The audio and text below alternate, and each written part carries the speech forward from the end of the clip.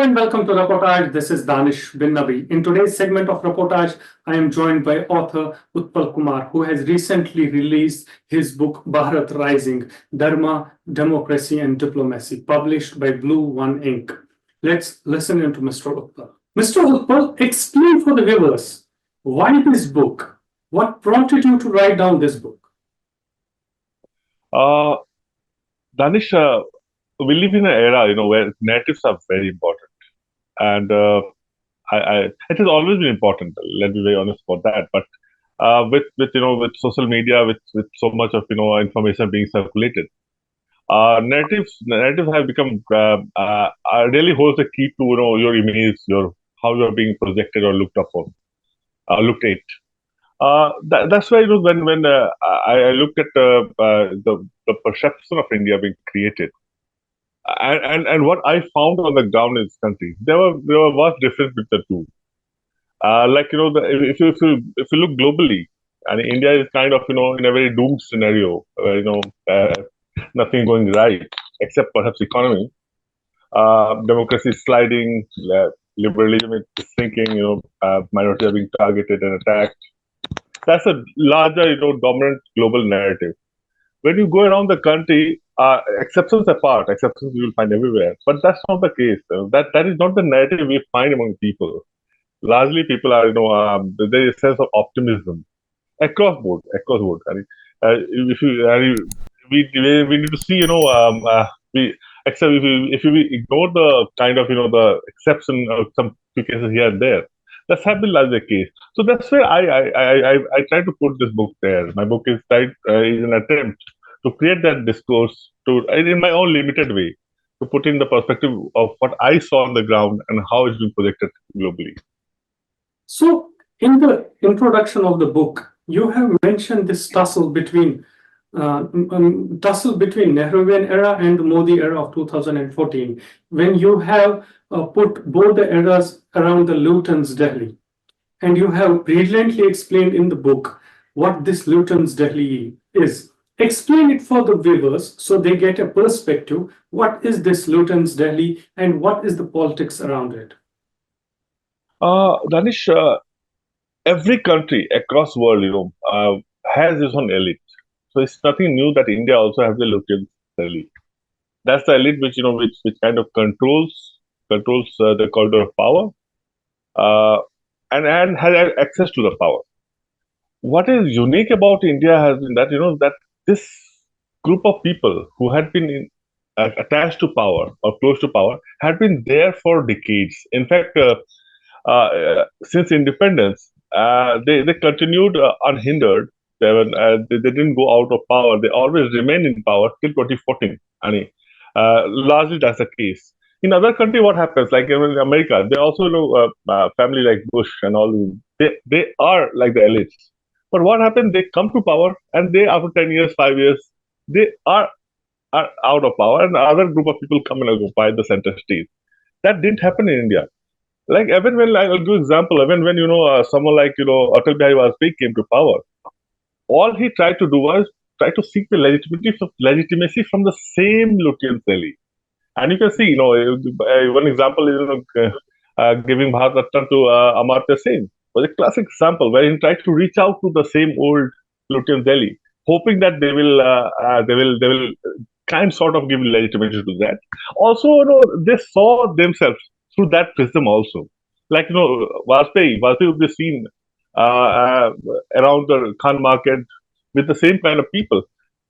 So this is where Mr. Modi is different, because he has completely distanced himself from this Lutyens Delhi. And you have also quoted in the book his interview of 2019, where he has said that he couldn't be part of that gang, which so-called gang. See, Modi is a very smart politician also, somebody, who understands the mood more than anybody else. So he could understand the disenchantment, right or wrong, with the elites. He could see that there are section large of people who look at these elites with a sense of distrust, with a sense of this thing that they're always in power. So there are people who are who wannabe people, or people who have not tasted the power. They will always look at this. So Modi had kind of what had done that Modi by not reaching out to this Lutyens Delhi had tried to given a kind of the hope to this rest of the people, the other and kind of, so that way he becomes a kind of he's created his own audience, his own people who are with him. And he had done category with many other things also, like for example by not wearing Muslim skull cap. It was a very small thing, he could have easily done it, like he could have easily accommodated Lutyens Delhi in 2019 after his coming to power for the second time. But he won't do that because he knows that this has a very symbolic importance in a country like India, where you are kind of giving a larger message that he doesn't belong to the elites, he belongs to the arm army. So that's why Modi is different. That's why he has his kind of category distance himself consciously. But isn't Modi creating yeah. But I'll just take one point. But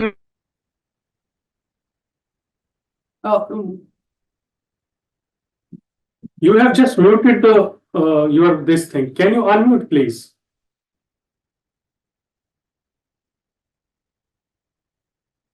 It's still muted, sir. Can you unmute?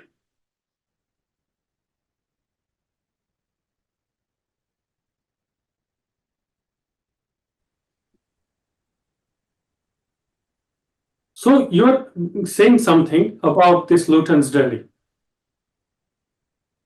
yeah, so I'm saying that the distress right now, like for the first time in the independence, post-independence history, there is a prime minister who is not eager or who doesn't want at all to do anything with this Lutyens Delhi, and this has been a very conscious decision on his part.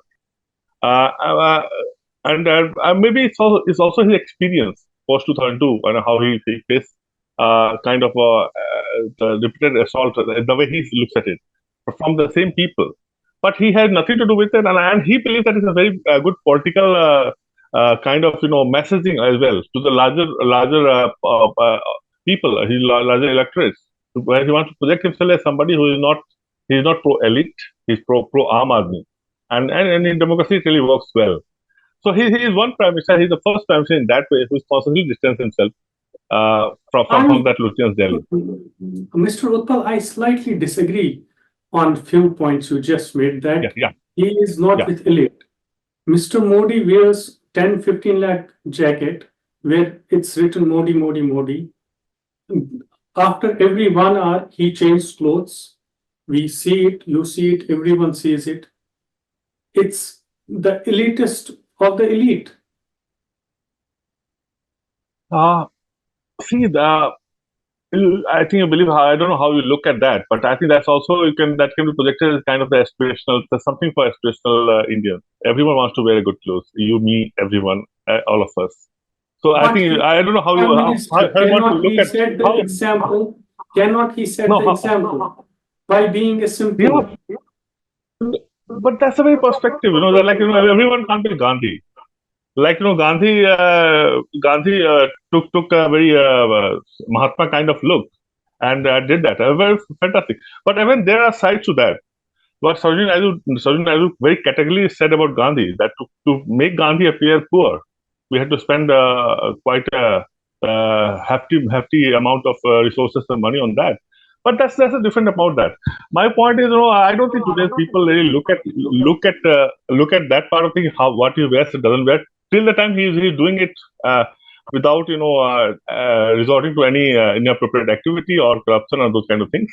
So I don't think it really matters to today's people, and I think it doesn't work. As you see, these kind of things happened before 2019 elections. The same kind of thing, the Slaka quote or those kind of things. It didn't work with people in 2019 because people doesn't really. It doesn't connect with the people till the time they're larger. I'm completely taken. I completely understand what you're saying. One of the important things which, while reading your book, struck my mind was that after Prime Minister Modi came to power, Dharma, along with diplomacy, has strengthened as far as India is concerned. What is Dharma? What is this concept of Dharma plus diplomacy? Dharma and diplomacy are two different things. In fact, I should be honest that this is just half of the book, not the complete picture of the post 2047 phenomena we see it. Modi government has also done remarkably well in the economic aspect. They've done very well in the field of defense. Some of the really great work in the field of science. They've done quite a decent work. But I have kind of focused on two aspects: civilizational as well as the diplomatic. But these are the things which which really civilizational means democratically we are looking at inside the country, and diplomatically across the world how your image has been created. And on that thing, I think this government has made a quite a any, done a decent job on that front. So I just took these two parts. Dharma here, I didn't mean dharma means religion per se. Dharma is actually a very untranslatable term in English. There is no such term. There is no such translated word for dharma. I mean dharma, doing the right thing in the right way, and also with having the civilizational connect. So there, I believe that this for the first time, there is a government which is not really apologetic about about its own civilizational past. It's quite proud, in fact, in some way. I think that was visible even in Ayodhya, for instance, Pran Pratishthan. What happened? I know people may see it as religious activity. I see it as more of a cultural one. Ram doesn't belong to one religion. Ram belongs to this land, and as this land belongs to everyone, so Ram belongs to everyone. And as you can see, you don't say Ram is celebrated. Still, Ramayana is celebrated. Mahabharata is celebrated. So I think for the first time, there is a government which which looks at uh, uh, uh, uh, uh, civilizational or cultural these things with more sense of pride rather than with a sense of apologia. So that's where I put dharma. And diplomacy, they have done a decent work. Last 8-9 years especially has been really tough. You see, this is a time when COVID-19 happened. China is still sitting at our borders right now, where our forces are there and they are still there. Mr. Utpal, is China staying at our borders or they are inside our borders? I believe that they are bit inside. I personally believe so. They are. They have already come in. But what is the way how to deal with that? I believe that in the given situation, we have done the right thing. We have put our forces there. Chinese are inside our borders. China has been inside our border for last 50, 60 years. So how has Prime Minister Modi strengthened our diplomacy since 2014? That's exactly how it comes. I said something. I said China has been inside our border for last 50 years, and we did nothing. We still talked in a friendly terms. We reached out to them. We never sent out troops there. In fact, we did nothing. If I did my studies in Northeast in Nagaland, and the roads were so bad, and the people told me that people who I read history. It was 1967, we had a deal with them. 1979, we had another deal with them. 1993, we had another deal with them. It's only since 2014 we are unable to make any deals with China, given the fact that we have invited them. Prime Minister has gone to that land. Their President has come to us at least 7 to 8 times. But it's only since 2014 we are unable to strike a deal with them. Yes. So that's what I'm saying. We had so many deals, but where was the peace? Deals means what? But what has happened in the Eastern Ladakh, that has never happened in last 75 years, except 62. And 62, mind you, was a complete all-out war between the two countries. Yes, no, not just that. They've taken a third of our territory. They're still with them. They have taken that eastern part where they're sitting. We did nothing. In fact, you read the 50s, history of the 50s. They were building roads and we did nothing about it. And the roads were built in India. And there are records of that. You read Claude Art's book on that phase. It clearly says that roads were being built and we did nothing about that. So at that time, I'm saying that, at that time we allowed them. I completely agree with you. I completely agree with you. We did nothing on that because Congress was the weakest government India has ever witnessed. In fact, they have ruled for 40, 50, 60 years, whatever. But Modi being the strongest government, strongest leader, even he has failed with China. Why? No, he has not failed actually. actually, I'll try to correct and say that actually he has shown the world how to deal with China. What has China done? China at the midnight crossed the. See, LSE there is completely open. There is nothing called, there's not like a India Pakistan border sealed. It's not a sealed border. It's like open. At the midnight, China crosses over and takes up a certain portions of India. Now, there are two ways you can deal with that. One, you can say, "Oh, nothing happened," and again you start talking to China. What we did in 50s and 60s. That's what we did. You read Nehru's history. Every intelligence report kept on telling Nehru that they are building roads in our territory, and Nehru told in Mr. Utpal, Parliament. kindly get my point. Let me come. I'm coming to that part only. I'm saying that if somebody occupies your territory, what will you do? You send your troops. That's what has happened. Why don't they no treaty for last 3 years, 4 years? They are still stuck there in a standoff because India is not giving in to the pressure, Chinese pressure. India has put the forces. Now, if some certain forces have come to certain part of the territory, Indian territory, if you're suggesting that India should go all out war with them, then that thing I won't subscribe to that. China is equally a strong country. But what has India done? India has also put the troops there, and they are stuck there. It's a stalemate. For the first time, there is stalemate, and for a China which claims to be superpower, it's a big blow on the nose. By the way, it looks at it shows the world that they can't come over this the thing they opened in Ladakh right now. Mr. Utpal, I completely get your point. Now let's move to the another neighbor, and you have really mentioned again in one of your chapters in the book, which is Pakistan. How do you rate Modi's diplomacy with Pakistan? I think it's a fresh air. I'll tell you fresh air and completely different from what it was in the past. It is less nostalgic, less emotional, more practical. And I'll give an example. When Modi started, when he became the prime minister of this country, first thing he did, he invited all his neighbors, including Pakistani Prime Minister Nawaz Sharif. And he also went to Lahore. You all know what all happened. The complete just trying to do whatever Vajpayee was trying to do at one point of time, or Manmohan Singh. But once a few terror attacks happened in this country, Pathankot and all these places, what he did, he realized that this is not working. So he completely stopped that. He put a full stop to that. He said, no point talking if it's not working. And then Balakot happened and all this. You look at the larger thing. I believe, and I wrote in a book also, by not talking also. In diplomacy, we tend to believe that in diplomacy you have to talk to everyone every time. Sometimes not talking is also very good diplomacy. I believe with Pakistan, I think that's the right way because the situation has not come where we can talk to them. I'll tell you why. There's basically three fundamental reasons. One, the very nature of Pakistan has not changed.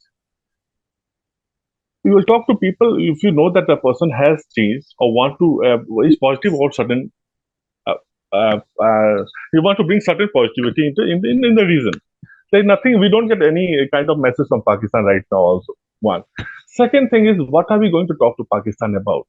See, when you talk, it's about give and take. मैं आपसे बात करूंगा तो बोला अच्छा यार ये तुम ले लो ये मुझे दे दो. If with Pakistan, what can we give them? They have already taken the POK. So right now, for the first time, at least some quarter of the government started talking sense. So if we talk to Pakistan, we'll talk about POK, not Kashmir. That's where, because they have taken a portion of Kashmir. So talk should be on that. And उस पे बात करो भैया कि आप क्या रखोगे क्या दोगे. ये तो आप नहीं कर सकते. And this was the same mistake which Manmohan Singh made in 2005 and 7. And I remember talking to one of the diplomats who was based in Pakistan and with very high rank. And he told me, thank God to General Pervez Musharraf and thank God that we didn't lose Kashmir in 2006-7 when the dialogue was intense between with Musharraf and Manmohan Singh. He said because Manmohan Singh, by agreeing to demilitarize the region, would have completely given Kashmir on platter to Pakistan. Because once you take out military, you know who will come in. It's very obvious, it's given. But thank God, I think the destiny had other plans, and General Musharraf, under domestic pressure, didn't sign the agreement, and Kashmir was saved in that way. So that's why when you talk unnecessarily and you don't have the agenda, we can't talk on Kashmir. Talk today has to be on POK, then only you can give. Otherwise, there's nothing. India had nothing. India can't give Kashmir. What can India give? So they can't be stopped. And the third thing, and which I believe is very important, whenever we have talked to Pakistan, and we saw historically we saw there was an increase in terror activity across the country. And you see in 2000s when Manmohan Singh was there, that was a phase of great intense dialogue with Pakistan. Even when Vajpayee was there, and you see all the terror attacks happen, whether it's Bombay ho, Parliament attack ho, Varanasi ho, Mumbai ho. All this happened at the time when India was having a dialogue with Pakistan, and very intense and good dialogue. So it's better not to talk. If the terror attack is the answer of a dialogue, I think we can have a no dialogue with Pakistan and live in peace. So that's my stated position on that. So there should be no dialogue with the neighbors so that we live in No. peace. No, if there is peace with that, then I think everyone will be happy with that. If you talk to your neighbor, I'm just saying, forget about Pakistan. Your neighbor who lives next. No. By neighbor, No, I completely mean Pakistan. Yeah, I'm saying that. Okay, I'll take that argument further. I say that there is a neighbor in there person in your neighborhood, जिससे आप अच्छे से बात करते हो और वो आपको रोज गालियां देता है, तो आप उससे आप अच्छे से बात करोगे. You say it's better not to talk to him. I think Pakistan is that neighbor. Till the time it changes, I always believe that there should be good neighborly relation. But that thing is with both the neighbors, both the person involved. Go and have a dialogue with them. No, dialogue with deafs you can't have now. See, I'll give an example of what Rajiv Dogra has written in his book. He has mentioned in this book where borders bleed about one minister in Pakistan, a very liberal minister. It's not very fanatic, Talibani नहीं थे वो, liberal थे. उनसे उनके किसी friend ने पूछा कि आपकी इच्छा है क्या? What do you want? What is your earnest desire? So he said, he took out both his hands like this and said, my earnest desire to have nuclear bomb in these two hands, and one I drop in Mumbai, another in Delhi. Now, with this kind of mindset, and if they drop a nuclear bomb in Delhi, they are not even going themselves to survive. They will not survive by dropping a nuclear bomb in Delhi. Now, I'll come to that. See why you don't talk to bullies. I'll give an example of that. Before Balakot, every Tom, Dick, and Jerry in Pakistan would threaten India with a nuclear attack. आप करो, हम देखो, हम गिराते हैं आप पे. आप आ जाओ हमारे यहाँ, हम क्या चुगिया पान के बैठे. What happened after Balakot? Do you hear that kind of voice in Pakistan? I don't hear. Why? When we announced that we have hit them in Balakot, if I am correct, there was a NSG meeting in Pakistan, which stands for the nuclear thing. Not only did they not threaten us, but they hold a meeting of their nuclear council. No, see, immediately they will have. That's called. They have got a domestic audience to cater to. Obviously, they will show something. What they did is important. and after that the discourse went completely. There's no discourse after that. I don't hear it. They will do. See, optics, all governments do. When Indian government will something have, if some terror attack will happen, there will some meetings. The Home Ministry में बड़ी meeting चल रही है, अमित शाह चलेगा. There's some also for optics happen. It doesn't mean that उसी दिन अमित शाह जागे हैं, उसी दिन पहले meeting हुई.